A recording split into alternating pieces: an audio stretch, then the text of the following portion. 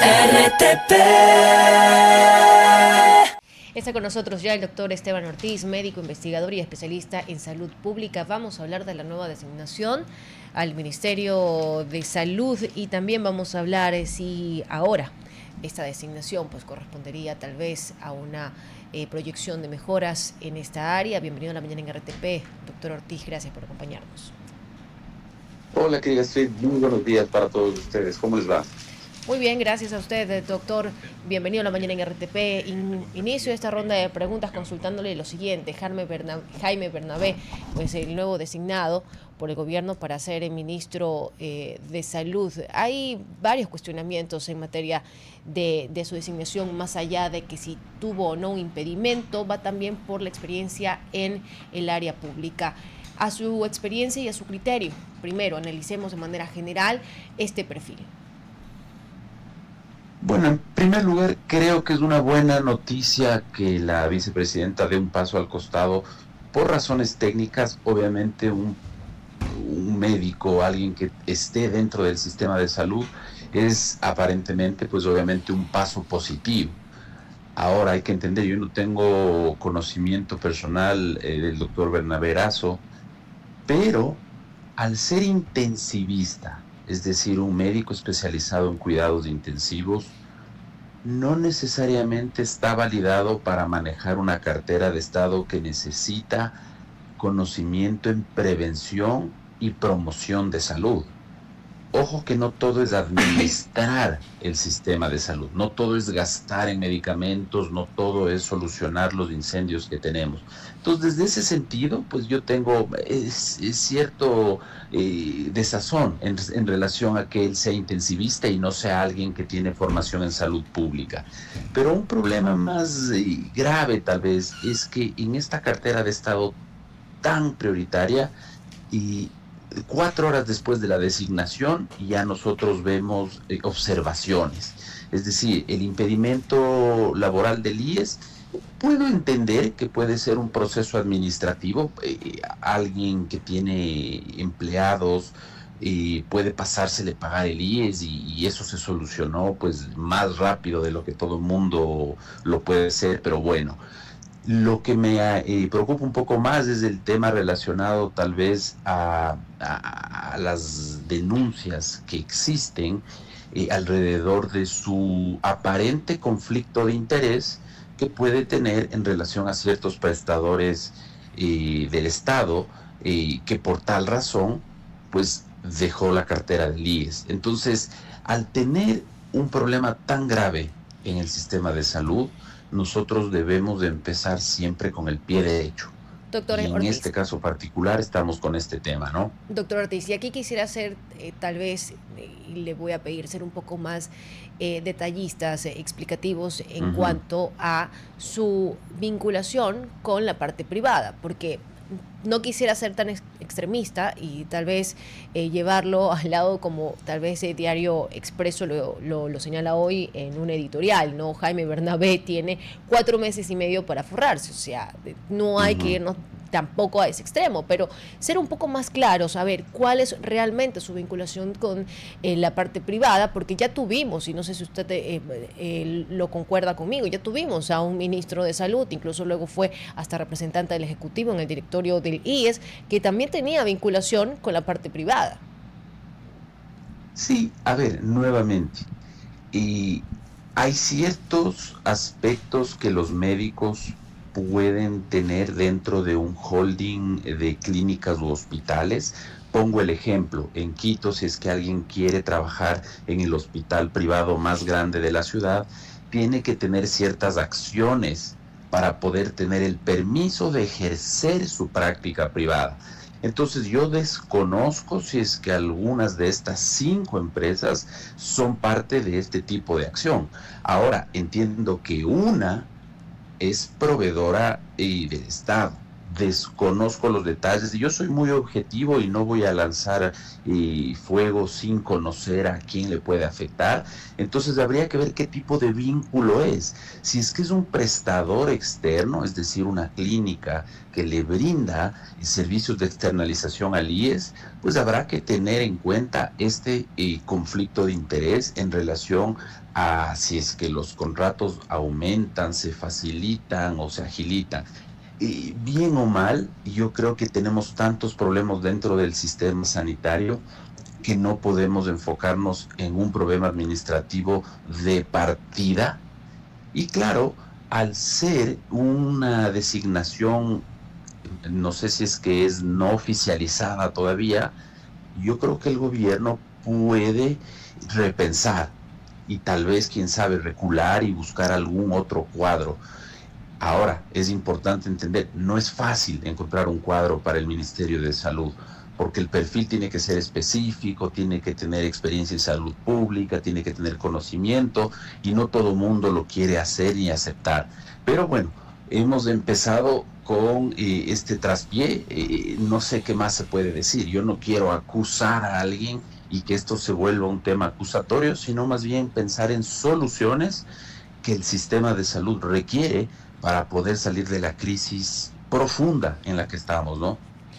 Doctor, usted justamente menciona, y creo que en eso estoy de acuerdo con usted, el hecho de no enfocarnos de entrada quizás un problema administrativo dentro de tantas cosas que puede tener ahora el sistema de salud.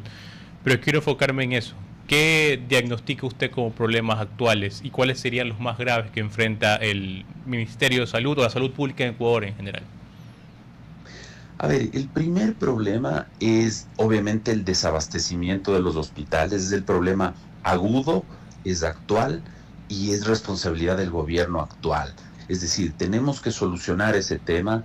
Hay una ejecución que no supera el 20% en lo que va del año, que el año anterior no superó el 48%, entonces es un problema grave. Ahora, hay otros problemas del sistema que no necesariamente son responsabilidad del gobierno actual en su creación, pero sí en no solventarlos o en solucionarlos. Por ejemplo, que las citas médicas, que los hospitales de tercer nivel estén abarrotados de pacientes que tuvieron que haberse atendido en el segundo o en el primer nivel, y que como el primero o el segundo nivel están totalmente desabastecidos, pues terminan yendo al tercer nivel y saturando los hospitales. Entonces, ese es un problema que tiene que solucionar el ministro de Salud, enfocarse en prevención y obviamente en la mala distribución del personal sanitario tiene que verse desde una oportunidad.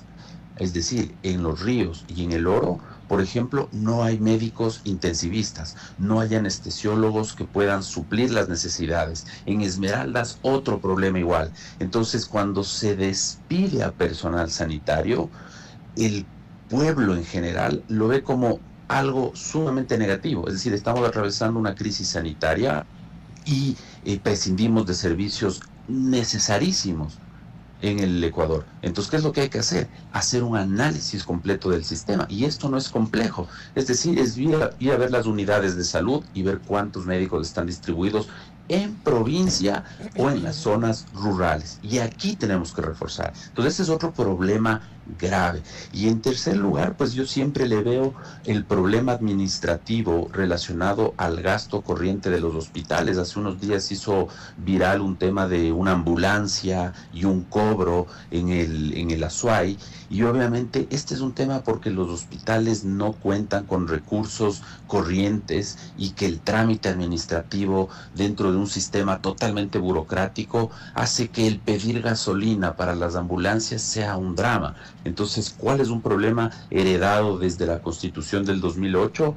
Por ejemplo, el evitar que ciertas personas que tienen la posibilidad de pago puedan pagar ciertos copagos minúsculos y microscópicos que ayudan en algo a la gestión hospitalaria, como la compra de papel higiénico, como la compra de gasolina y ese tipo de recursos. Y esto de aquí es algo que siempre tuvimos en el Ecuador, pero se quitó. Y la sostenibilidad del sistema está totalmente comprometida. No sé si ustedes saben que el cáncer ha crecido en 26% desde el 2004. Y la población se está envejeciendo en el Ecuador y cada vez tenemos menos niños, la población se hace más adulta y si se hace más adulta se enferma mucho más. El IES va a tener mucho más jubilados y los que pagamos al IES nuestra pensión somos cada vez menos. Entonces esta es una bomba de tiempo. Y esto ya está dando señales de fracaso y esto va a seguir agravándose y hay que ver la solución a largo plazo para que el sistema pueda mantenerse, ¿no? Y es uno de los tantísimos problemas que tenemos. Ayer escuché que se empezó a hablar de la cantidad exagerada de médicos que hay en el Ecuador dentro de la formación y sí, uno parecería ser que hay más facultades de medicina de las que necesitamos, pero nuevamente en zonas rurales, en Orellana, no hay médicos que ni siquiera cumplen la cuota mínima necesaria que recomienda la OMS, ¿no? Y aquí quisiera preguntarle, ¿no? Porque muchas veces creemos que ya estamos copados de médicos y lo que ha ocurrido, por ejemplo, con esta disminución en la nómina de los hospitales en cuanto a galenos que son necesarios, pero que de repente se ven concentrados únicamente en la parte urbana. ¿Qué pasa en las zonas rurales? La realidad es que no quieren ir porque les agobia la inseguridad, porque no les da el costo de traslado. ¿Cuál es la razón por las cuales no existen, por ejemplo, estos médicos intensivistas en Orellana, y usted señalaba también en Esmeraldas, que son necesarios? ¿Cuál es el motivo? ¿A dónde está enfocado el problema en sí de que falten estos médicos? Bueno, el motivo principal es que si es que tú eres de Guayaquil, estudiaste en Guayaquil y te dicen tienes que ir a trabajar en Esmeraldas, muy difícilmente que alguien acepte.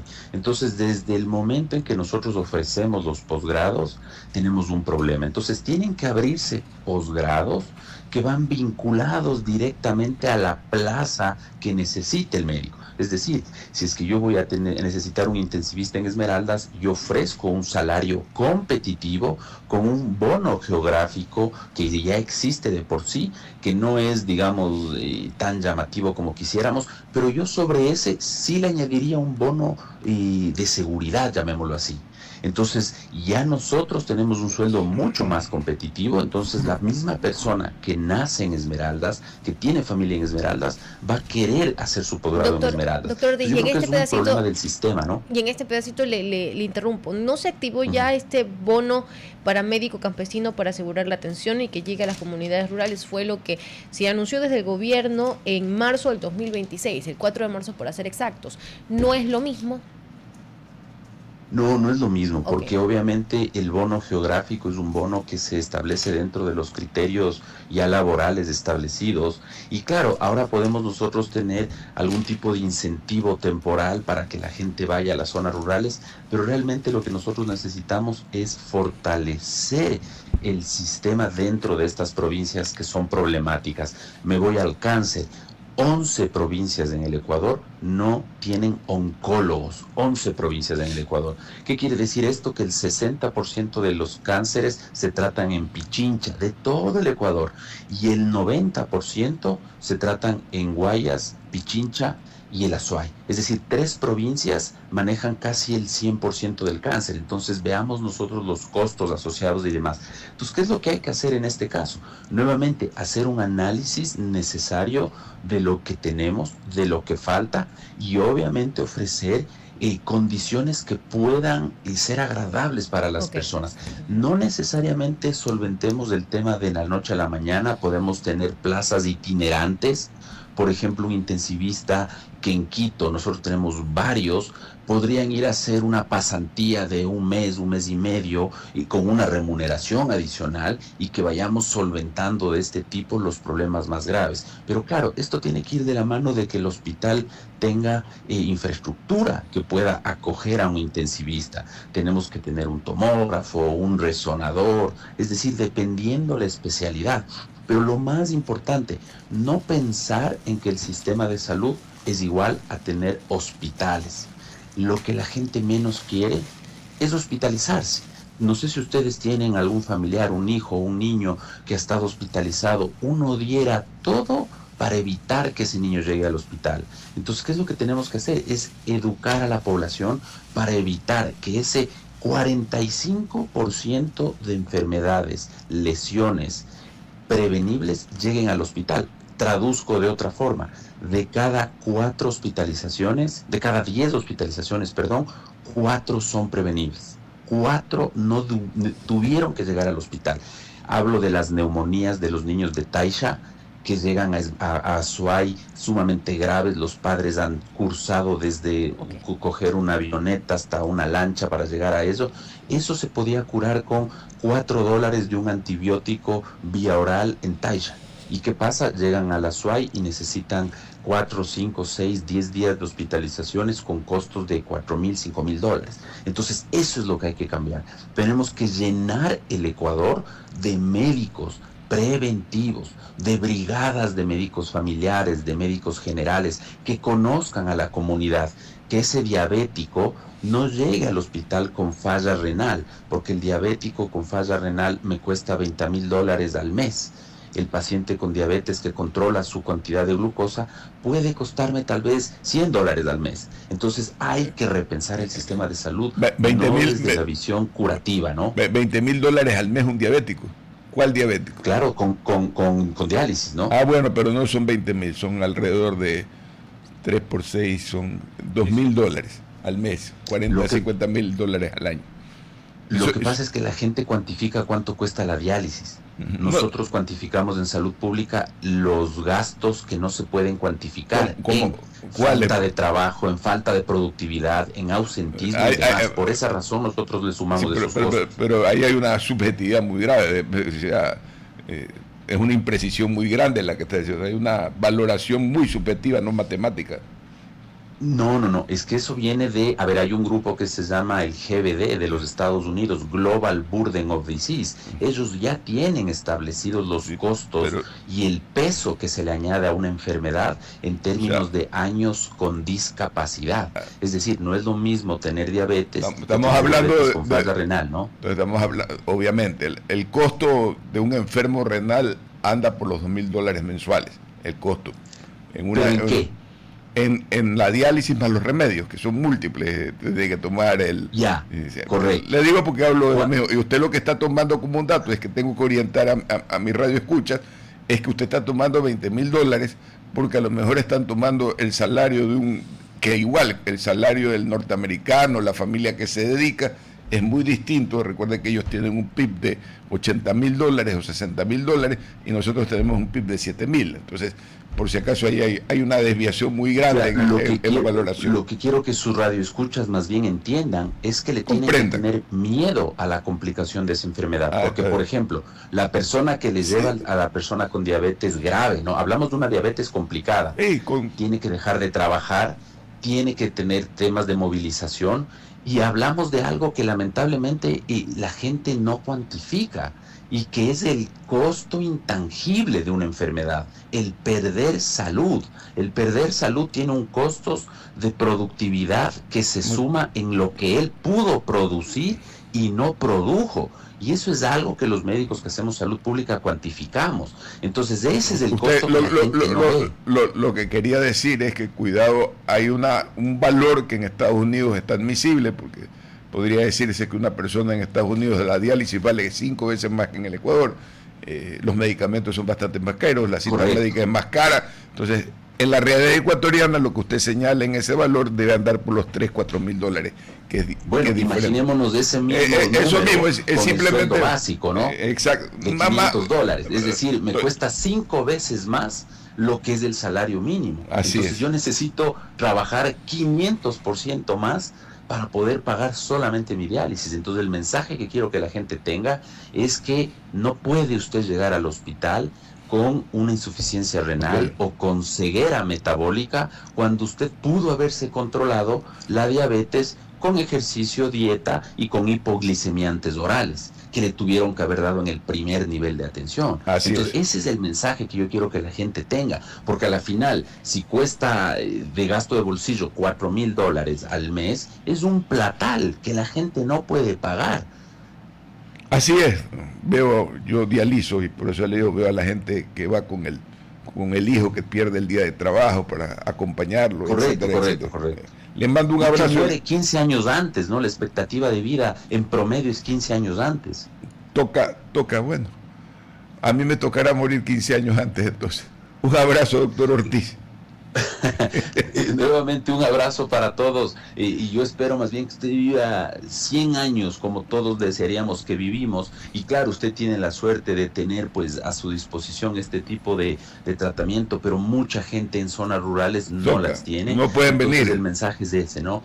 No pueden venir a la Prevención y no curación. Olvidémonos del médico que solamente cura, enfoquémonos en el médico que evita que los procesos graves sucedan y que los pacientes que realmente necesitan tratamiento hospitalario reciban atención como la de Estados Unidos, es decir, de gran calidad. Bueno, ¿por qué lo hacemos eso? Porque tenemos un hospital que ya no está saturado. Diría para hablar de cantidad como ciertos países europeos como la española y como la medicina francesa, que tienen un nivel elevado de Estados Unidos, hay crisis muy seria todavía en el sector salud en algunos estados. Sí, pero sigue siendo una potencia en tratamiento, ¿no? Sí, pero no en responsabilidad social. Sí. No en responsabilidad social, correcto, es un sistema totalmente libertario versus sistemas universales como España o Italia, pero a lo que voy es eso, no estamos en el Ecuador tiene un sistema que tiene todo eso en uno solo, es decir, tenemos gente que tiene acceso a la clínica Alcíbar, al Hospital Metropolitano, que tiene 2 seguros particulares y que puede recibir atención de primera en el Ecuador, pero también hay gente que no puede recibir ni siquiera una cita para un especialista. Yo les hago esta reflexión a mis alumnos y les comparto con ustedes, con esto les doy paso. En el Ecuador, alguien que tenga un seguro de salud privado puede, si es que quiere, hacerse ver un chuchaqui, es decir, un dolor de cabeza grave, con un neurólogo ese día, porque tiene para pagar 60, 80, $120, mientras que un niño o una niña con epilepsia no puede acceder a un neurólogo pediatra en tal vez 4, 5, 6 meses. Entonces el sistema es sumamente injusto y eso es lo que hay que resolver, porque la gente en el Ecuador necesita salud. Y nuevamente, no es un problema 100% del gobierno actual. Sí, se ha agravado mucho, pero el sistema viene acarreando problemas desde hace 30 años y eso es lo que hay que cambiar, sin dejar de lado la responsabilidad ciudadana. Es decir, no podemos tener 70,000 fracturados al año en el Ecuador, que todos están relacionados a caídas y accidentes preventivos. Entonces hay una responsabilidad ciudadana que yo quiero que la gente, y me robo el espacio de su radio, es decir, no podemos esperar que el Estado haga buenos ciudadanos cuando el trámite es al revés. Buenos ciudadanos tienen que hacer un buen Estado. Entonces hay que cuidarse, hay que utilizar casco, hay que no manejar ebrio y hay tantas cosas de prevenir accidentes de tránsito y demás, ¿no? Oiga, doctor, la verdad es que usted es un ladrón bastante considerado, así que le agradezco por la consideración. 7:37, 7:36 con 28 minutos, una gran mañana para usted, doctor Esteban Ortiz. Abrazos para todos. RTP